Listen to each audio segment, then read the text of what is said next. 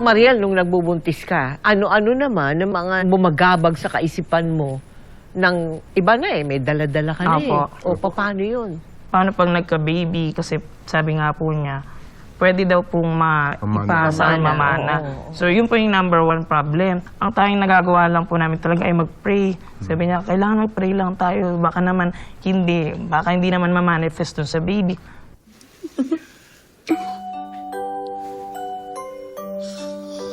Baby ko, pasensya ka na ha. May sakit si Papa eh. Pero huwag kang mag-alala. Patuloy pa rin lumalaban si Papa para sa'yo, para sa mama mo. Magsusumikap pa rin si Papa na mabago yung buhay natin sa kabila ng kondisyon ko. Pangako anak, mas magsisipag si Papa. Mangangarap ng malaki para sa inyo. Mahal na mahal ko kayong dalawa.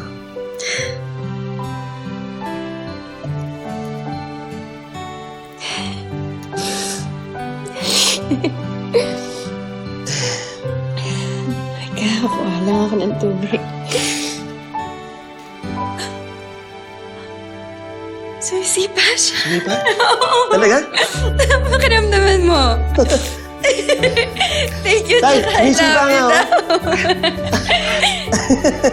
Thank you, tsaka I love you din daw. Di ba, Nay? Apo, aalagaan kita.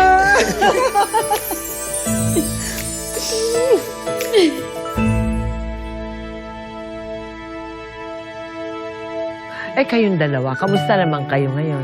Nagtuturo ka pa? Yes po, opo. Oo, and ikaw din, Yes, Mariel. yes, Oo. tuturo pa rin. Oo. Kamusta kayo?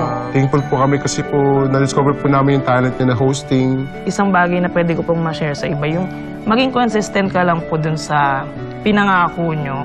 Kasi unang-una po sa lahat, talaga napaka-importante po na nandyan ka and consistent ka na kahit ano yung pinagdadaanan nyo. Just always pray po na malalampasan nyo lahat. And I believe din po na bilang yung pagmalagbahal po tayo, we love the person that is imperfect.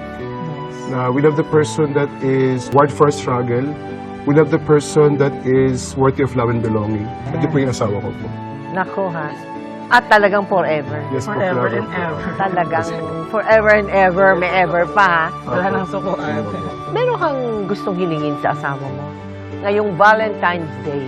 Siguro yung hinihiling ko lang po sa kanya, maging masaya lang po siya sa relationship namin. And then, maging mas mapagmahal pa kasi super loving po niya, hindi lang sa akin, sa family ko, sa family niya. Ikaw, Joshua, anong hihilingin mo ngayong Valentine's Day? Ang hindi ko lang po siguro sa asawa ko na mas marami po siyang mga bookings po. Kasi po, she is perfect for me po talaga eh. Parang lahat po sa kanya na. So, Talaga? Opo, kasi- Wow! Opo, talaga. Ang sarap opo. magpakinggan nun, Mariel. Kasi sobrang blessed ko po na hindi ko alam paano po ako nag-deserving para to have her po in my life. Ah, Yes po. talaga Di mo. ba naiyak na ako?